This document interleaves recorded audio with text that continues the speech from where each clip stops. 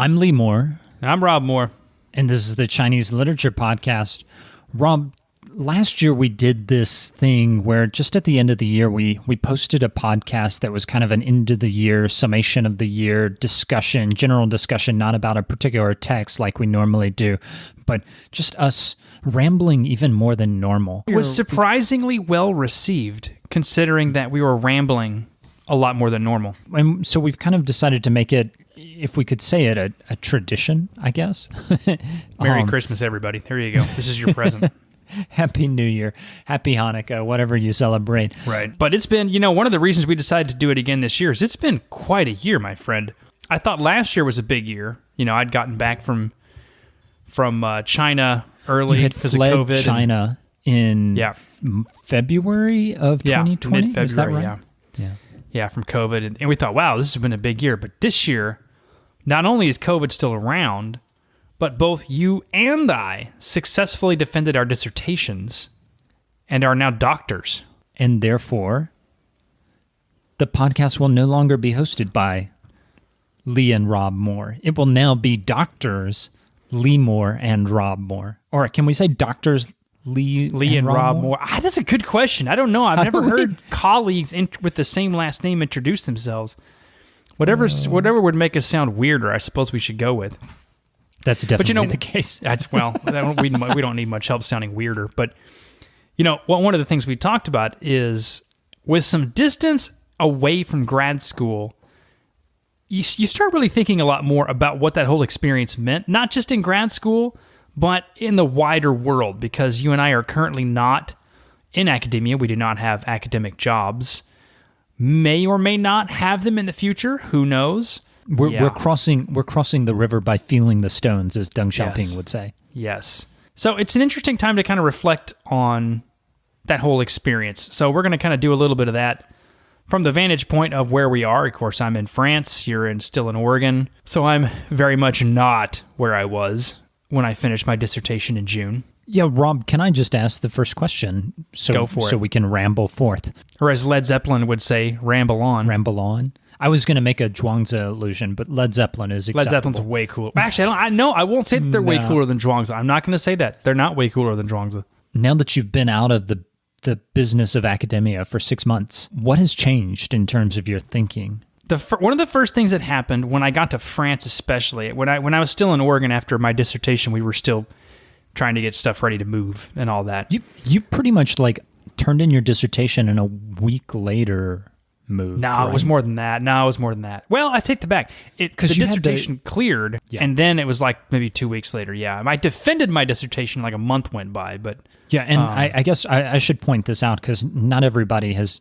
I'm assuming most of our listeners have not defended dissertations, at least in the U.S. system, or in our system. We should just say in Oregon, you defend a dissertation and then you have 2 weeks to turn in a final copy, and that's a hard deadline. If you don't make that, then there are going to be problems. And then when you turn it in, they do some editorial work. It's not like going through and making sure you spelt everything correctly, but it's just kind of formatting issues.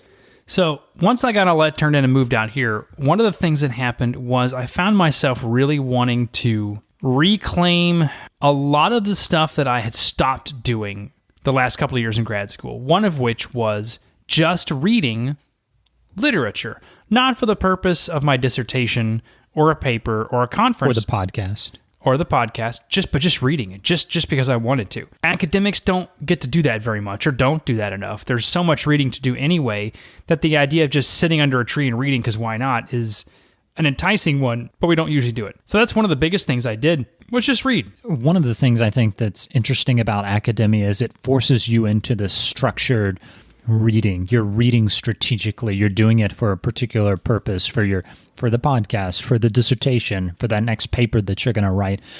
And I hear your critique, but I think that some folks would say maybe that kind of structure is necessary, particularly for folks like, and I'm just going to say it, Rob, you who really don't function without structure. I mean, am I off here?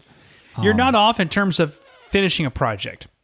Okay. For the dissertation, it was probably very good to be focused, right? But I'm not talking about spending 3.5 hours a day reading poetry. Even taking 30 to 40 minutes just to read something different sometimes felt a little wasteful. One of the things that I noticed over time, though, is that this maybe made me better at writing my dissertation. I will not say that it made me a better scholar, because it tends to, at least in my case, you're feel free to jump in on this question yourself here in a second. At least for me, it sort of tamped my curiosity down a little bit, to where instead of just going, hey, I wonder what this book is like, and just checking that book out, I would go, hey, I wonder what this book is. No, I don't have time. I'll just read this other stuff.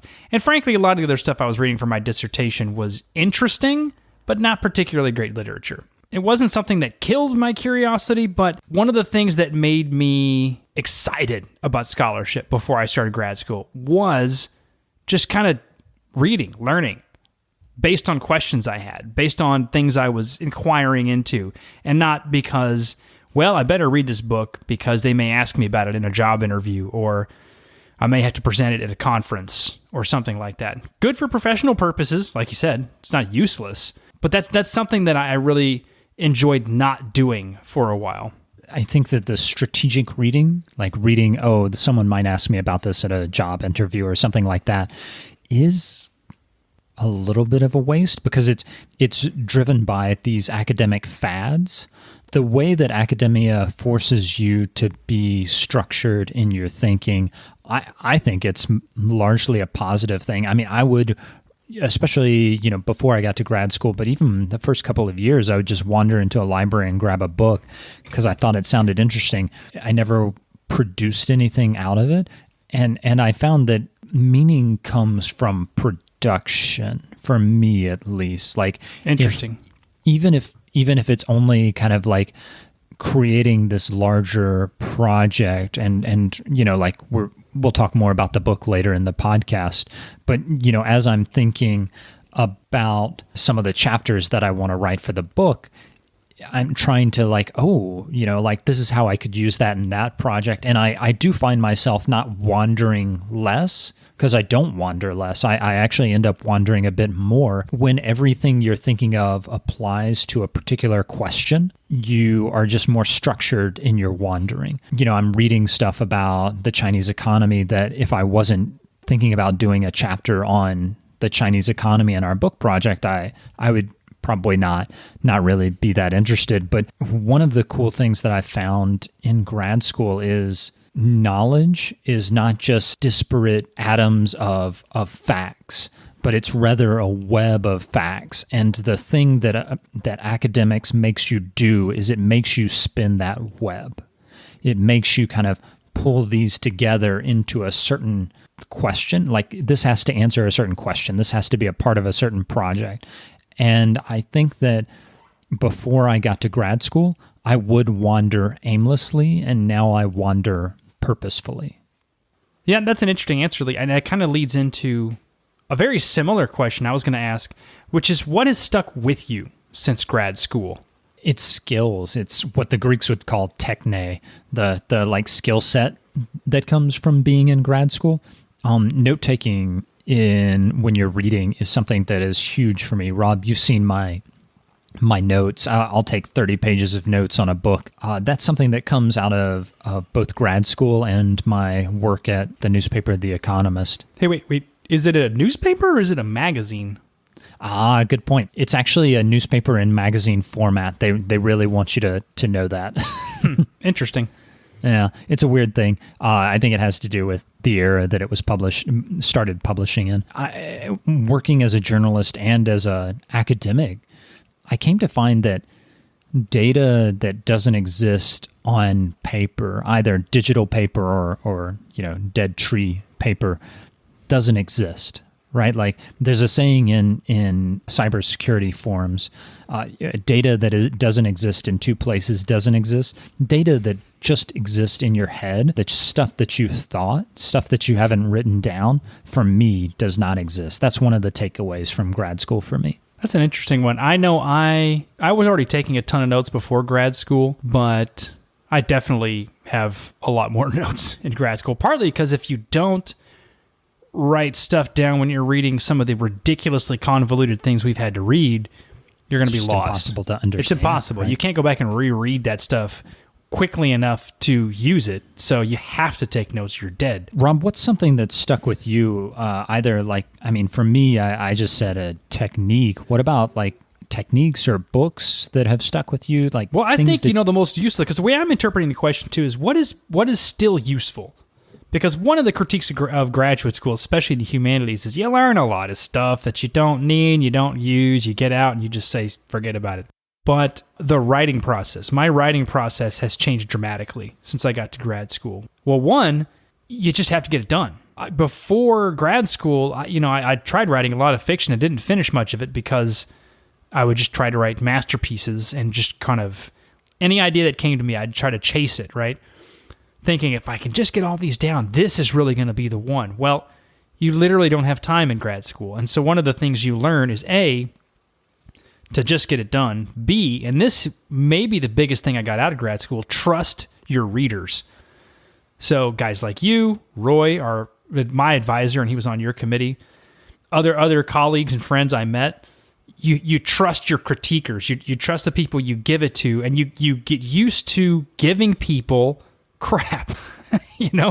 Like you get used to finishing a draft knowing this is not the draft. I'm not done. Like I'm maybe 10% done, right? This is going to change a lot. And I won't say I'm 100% comfortable with it, but I'm comfortable with the process. I know that the end result, when I get through all this stuff, is going to be really good. I just have to go through it. And learning how to take and trust critique has been absolutely huge. And learning how to just get it done, even if it's not amazing or perfect, that's totally fine, has also been huge. Yeah, that's something that I definitely learned to do in grad school, although it's, something I think that I am still working on personally, like trying to figure out how to take that critique is tough. It's an ego blow, but if you want to be successful at life, really, I mean, that's being a better listener is something that I would like to be just personally. And it sounds corny, but that training in grad school really does help you, because the stuff you turn in, that first draft that you think, oh, this is pretty good. No, you go back and look at it later and you're like, oh man. And even when my readers, they would offer critiques, like they didn't say this, but implied was, this is really bad. Why don't you think about this? So I would say 80% of the time they were right about this is really bad part, and 80% of the time they were wrong about why don't you try this? You know what your project is about. They don't, but they can tell you when it just completely doesn't work. And that's something that's very hard for someone who's writing to do. I think this is true for everybody. I struggle a lot more with that because I'm not nearly as focused or organized as you. This is why I don't tend to finish a lot of fictional writing projects. I just sort of like, I think I'll go here, and now I'll go here. And the process of critique really helps me clarify what it is I'm even doing. So I'll start out with an idea. I'm like, I think this is what I'm doing. But frequently it's not until the third or fourth draft where I'm like, yeah, I'm totally doing this. And I had one chapter where I submitted it to Roy. Poor Roy. I'd been working on it for several months. And see, this is where I learned my lesson, right? So I didn't get anybody to read this. Nobody. I thought it was going to be a masterpiece, a combination of theory and Chinese literature, and it was just amazing. It was brilliant. I even submitted it for a national competition for comparative literature. I'm sort of hoping no one actually read it. Maybe it got lost. Maybe that they just, I don't know. That would be great if no one actually read it. And then I sent it to Roy, my advisor. And like you mentioned with them not saying it, yeah, this is crap. In Roy's sort of as gentle as possible way, he was like, yeah, so what are you doing? One of those things. And I was like, oh man, I spent 4 months or more writing this. Apparently it sucks. And I can confirm. I could even send you the draft if you really want to check it out someday, Lee, for a real roller coaster ride. Yeah, it was rough. It was bad. It was really bad. But one of the reasons it was bad is because I wasn't letting other people read it and critique it. If I'd just thrown together a draft in 6 weeks and sent it to you and some other folks, you would have told me, this is no. And I would have saved myself some time and either reorganized it or just chucked it. So we're here at the end of the process. We both have PhDs in hand. At least I think I have a PhD in hand. I actually got an email like a week ago saying that 2 of my advisors had not actually clicked the right button to... Oh, man. But hopefully that's been taken care of. But assuming that I do actually have a PhD, Rob, let's tackle this question. What do you wish you knew starting out that you do know now? And you can answer that in song form, like a kind of Sunday morning brunch singer in Great. There is a great song by the Faces Yeah. about that. I wish that I knew what I know now. That's a great song. We can maybe put that in the credits or something. We don't have credits. We're the only ones involved. Secrets. That's not true. We should mention this. We actually have an editor. It's true. You're not involved with her. My wife edits everything. I better not be involved with her. She's your wife. That'd be really scary. You're not involved in that end of the podcast. Three instead of 2 people doesn't make the end credit sequence that much longer. Sure, but we do do have people involved, and my wife doesn't listen to as much as yours does. But I have passed some things by her where I was like, "Listen, do I need to do something about this? Edit this? What do you think?" And it's been pretty valuable. My wife actually, so she was listening to the podcast so much, and she would catch a few things, and she was like, "Why don't you just let me listen to it before you put it online?" And I was like, "Yeah, that's obviously good, yes. the right thing to do. Duh. Yes. Why didn't I not think of that before?" So, what do I wish I had known? It's a great song, right? I wish I had known that I like teaching a whole lot more than I like research. Because if I had, yes. I would absolutely have studied and gotten my master's in education at the same time. And I mean, I don't know where I would be now. I might be teaching somewhere instead. But I try, when you're surrounded by people who want to publish books and change the world, it's hard not to drink at least a little of the Kool-Aid and go, yeah, wow, wouldn't that be great to be in one of those jobs where like you don't teach and you just write, man. And then by the time I got especially once COVID hit and I couldn't be in a physical classroom but could just interact with students through Zoom, I was like, oh man. This is one of the things that made grad school worth it for me, is being able to interact with students in a classroom. So I wish I'd known that.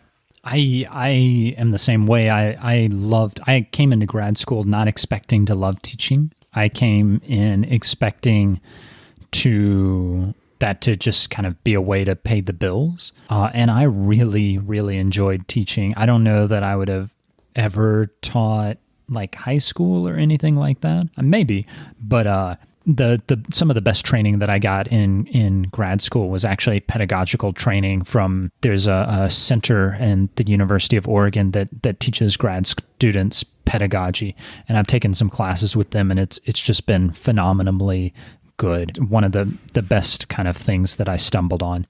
One of my broader critiques of academia, and Rob, we when we were writing down questions, we kind of had a question about this, so I'll kind of fold my answer into that. One of the critiques, I think, of academia that I have had is that same thing that you hit on, the like, oh, I just want to research, I don't want to teach.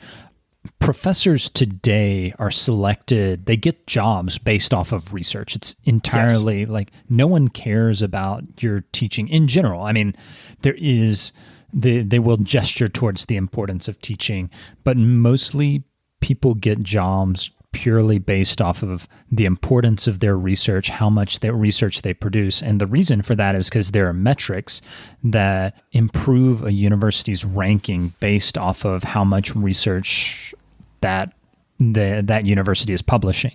And so universities, deans, they are thinking about professors mostly in terms of research. What's interesting is most of the work that professors do is like 60% teaching, 40% research. So you actually have people being selected for this, it's a important part of what they do, but it's not actually the main thing. And then you get these people who can't teach, and students are like, what the heck is going on? Why am I paying for this so you could sit up there and not teach? It's destroying, and I've wanted to maybe try and pitch a piece to higher ed publications about this, but I think it's corrosive in terms of academia, because academics get money mostly from I mean, they don't create anything. It's not like they produce iPhones that people buy, right? And it's not like people are lining up at the grocery store to buy a new copy of, say, comparative literature journal. Exactly. Most of the money comes from parents, one way or another, even if, tuition or taxpayer support of people who want their kids in school, or even if you're at a private school, it's coming off tuition and donations, which donations, people are only going to donate to schools as long as they think they're relevant or they're getting something out of it. You're getting all your money from the public, essentially. And yet the public-facing operation of the university is not being prioritized because it's not in the metrics. You've got students who are telling their parents these professors don't know what they're talking about, because if you can't teach, you can't explain what you're talking about. And I think that's a real problem that academics need to come to terms with, particularly humanities and I would say social sciences. Sociology has a big problem with it as well, but we all do. Science, I think, less so. The hard sciences don't really need to explain their importance because that's evident or self-evident to a lot of people. No, I think you're dead right about all that. It's interesting the number of people I met in grad school who thought they were really adding something to society, to how society functions, purely through research. So I'm going to publish a paper combining like 3 different strands of critical theory and an obscure text by Samuel Beckett mixed with a poem by Ezra Pound, and I'm adding something to the revolution, to the reform, or whatever, despite the fact that no one's going to read it. And the place where people really would engage it, that's the classroom, right? That's where the rubber hits the road. And if that's not the place you want to participate in, then, well, with all due respect, why would people pay you for that, right? And I think you're spot on, Rob. I would also say, though, that we don't want to suggest that research isn't important, because it is, right? I would say, and can I just say it real quick, because I had a thought right with that. I enjoyed research because of what it added to my teaching. So the best, and this is something that I didn't realize I really missed until my last year or two of grad school, whereas before grad school, I would learn something because I was having conversations with people.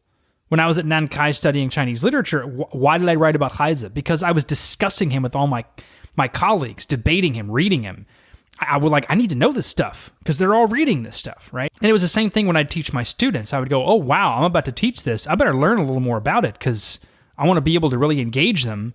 And that was the good stuff, man, because I'd come into class with new ideas, and this sounds like just a slogan, but it's true. I end up learning more from them than they may have from me, because they would toss me these questions that, frankly, a good academic wouldn't ask, right? They'd think it's not smart enough or something. Students don't know enough, and so they'll ask you things like, sir, when Foucault says this here, what does he even mean? Is that talking about the government or something? You're like, that's a good question. I'm not sure how to answer that. You taught Foucault to undergrads? Yep. Well, not extensively. I didn't assign Madness and Civilization or something. We just talked about, for example, the panopticon, the classic Foucault image and how it relates to. It's a lot more interesting when they can ask questions and you're like, wow, I hadn't thought about that. Great question. I think also, the importance of research is demonstrated in the way we're trying to, as a country, the U.S., and a lot of our listeners are actually in Europe or elsewhere. I think that all of those folks are struggling to understand China. What is China? And what's important to it. So the question of researching that is more relevant today than when I started my grad school in 2014 and you started in 2013. Understanding why Lu Xun is such an important figure. And I should make a plug. We've got that Lu Xun series coming up. We're going to start that at the beginning of January, right, Rob? Yep. Understanding Lu Xun's role in Chinese society and the way the Chinese elite think about things is incredibly important, and it's much more important now than ever. So research is important. I think the critique that we have is making sure that it's relevant. Rob, that person that you were suggesting is connecting an Ezra Pound poem with something else and tying three theorists in. There should be someone who's an advisor who's going, hey, why is this important? And if you can't answer that question, then I think you have to ask, what are you doing? Or how are you going to explain this how would you explain this to people who are not in the discipline? Not that you have to. You're not required to do that. If the idea really is incredibly important and useful, you should want everyone to understand it, right? And actually, this dovetails into a question you and I talk about a lot about theory. We don't have to go down the rabbit hole too much on this, but one of the common critiques you'll read about higher academics, particularly in the humanities now, is about critical theory. Anymore, it's more critical race theory. They tend to just bundle postmodernism in with everything and just sort of say they're just studying these weird, detached ideas and then trying to apply them to society, and it's just not going to work. You and I have made plenty of cracks about one or another theorist or theory over the years, but where do you stand on this? Do you have a firm perspective on the usefulness or not of theory? So I think one of the things Michael Allen, who's both a genius and a teacher of both of us, he has suggested that sometimes reading theory is something you do just for fun, to train your brain to think in very complicated ways, even if you don't have any use for it. And I think he would push back against the idea that there's no use for theory, but I think he would say even if you don't have any use for it, if you don't see the application, there's still something worthwhile in thinking about theory. I actually really like Foucault's Discipline and Punish. I find it very useful. I think that there's a tendency in our fields to turn Foucault into a sacred text, and just because Foucault said it, or just because some other famous theorist said it, therefore you have proved your point. That's all you have to do is quote Foucault and mic drop. That doesn't really make sense to me. And he's interesting, but he doesn't prove anything. No. Neither does Derrida. Neither does Deleuze. One of my critiques is that there is a certain, like you say, a sacred approach to some theorists. Derrida said Deleuze, Foucault. For a while, it was Lacan, the French psychoanalyst. It's true that there's like a pantheon, right, of theorists that you just have to talk about. You just have to. And it's well known. I mean, when I was studying in Paris that year, one of the professors I was working with said he thought it was really weird that in the U.S., everyone seemed to need to talk about Deleuze and Derrida and Foucault. He just couldn't figure out why, because he was like, look, they're great thinkers, fine, whatever. But, my experience was that there were theorists who paid off the efforts you put in and others that didn't. I never thought Derrida paid off. Like, I would read Derrida and go, okay, so I think I kind of see where you're going with this, but I'm not sure I care.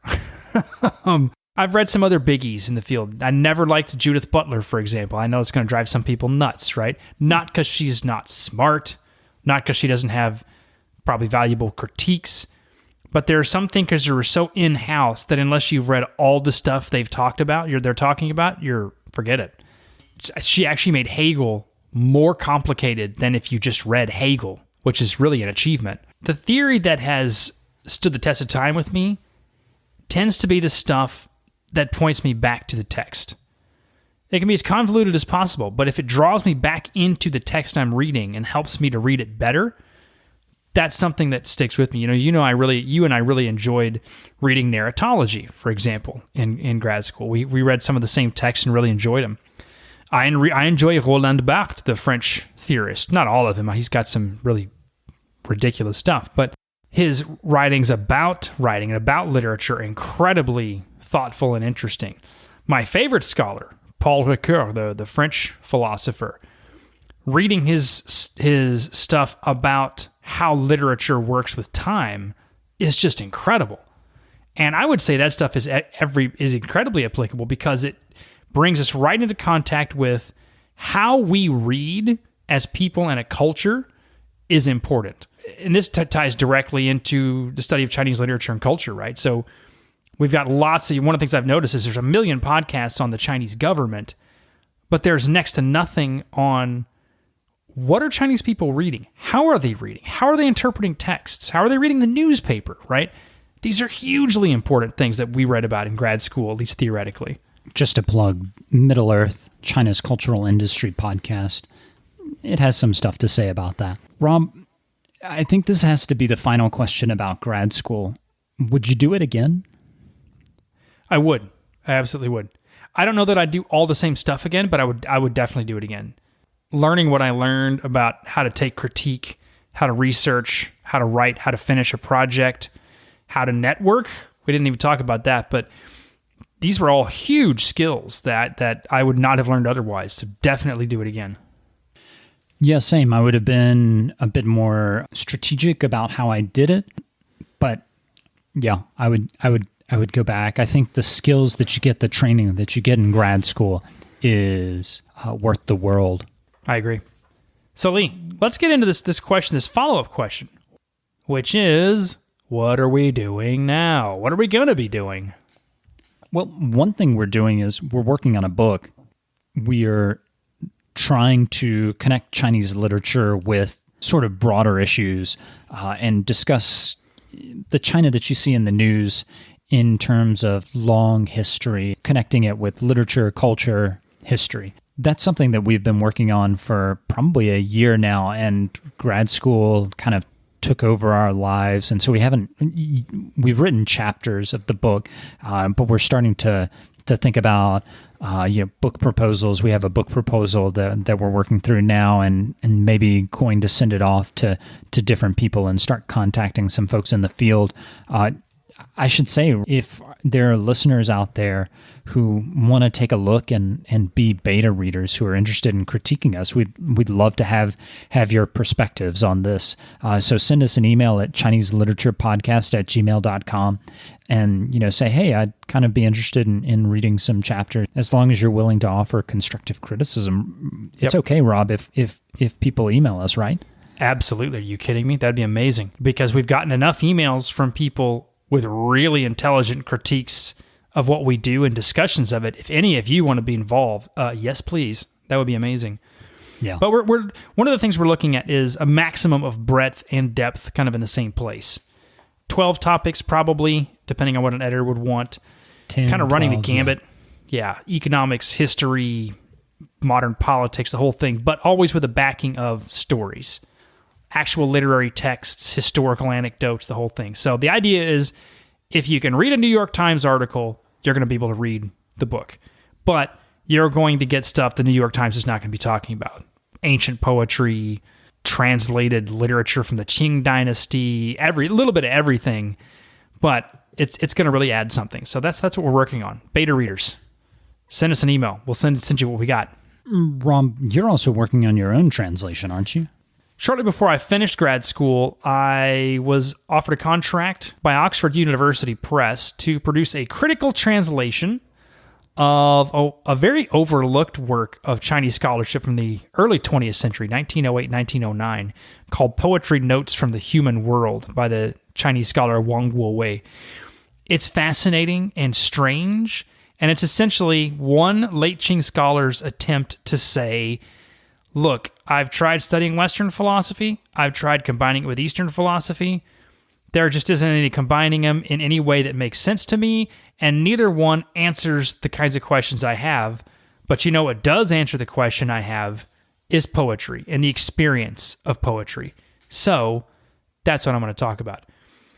And my translation gives you that text, but it's also going to give you most of the poetry he's quoting, and also a whole collection of Chinese aesthetic philosophy, which is very interesting, and you almost never see it. So it's kind of a combination of a lot of stuff. It's meant to be like a teaching text. If you have no idea what this stuff is, this is a good place to start. That's a really cool project. In terms of things other than the book, I am actually looking for some work either in academia or journalism. I actually got an interview for the Beijing correspondent position with The Economist. I haven't heard back from them yet. Since I do have that experience in journalism, I was an intern there at The Economist. I'm applying or looking to apply to some other papers if I don't get that job. But The Economist is dream job because it's the greatest English language newspaper in the world.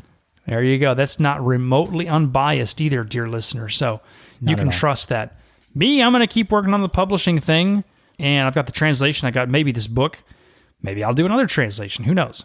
But I'm also thinking about looking for some teaching work here because I really do miss being in the classroom. I would be fine just teaching English for a while, just, to get back on the horse because I love it.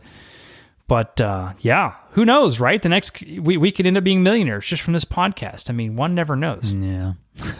Somehow I doubt it. But although I will say this, where did we start? We started with a laptop and a laptop speaker, no format, really lo-fi, and now we have 12,000 downloads-ish per month. We interview heads of departments, so maybe in another 5 years we'll be interviewing heads of state. They'll be interviewing us. Who knows? Chairman Xi Jinping, if you want, you're welcome on this podcast. Oh my goodness, yes. You can come on and just yell at us and tell us how stupid we are. We'll happily post that. I would love to hear Xi Jinping talk about his thoughts on Lu Xun. That would be incredible. Oh my goodness, yes, that would be amazing. That's a pretty good place to end it, but I'll go ahead and give you our social media information again. Twitter at ChinLitPod, Instagram at Chinese Lit Pod, and of course, Patreon Chinese Literature Podcast. And as previously mentioned, the email, Chinese Literature Podcast at Gmail. If you want to be a beta reader, if you want to participate, if you just want to tell us how brilliant have some we are. Thoughts on the podcast. Whatever service you're using to get your podcast, also please leave a review. We really appreciate them. Hopefully, this upcoming year will be better than the last year. Actually, it was pretty good for us. I feel bad. It was pretty good for us. It was really awful for most people, so I don't really know what to do with that. It was a good year to be stuck in a room doing dissertation work. I agree. That I completely agree with. I'm Lee Moore. I'm Rob Moore. And this is the Chinese Literature Podcast.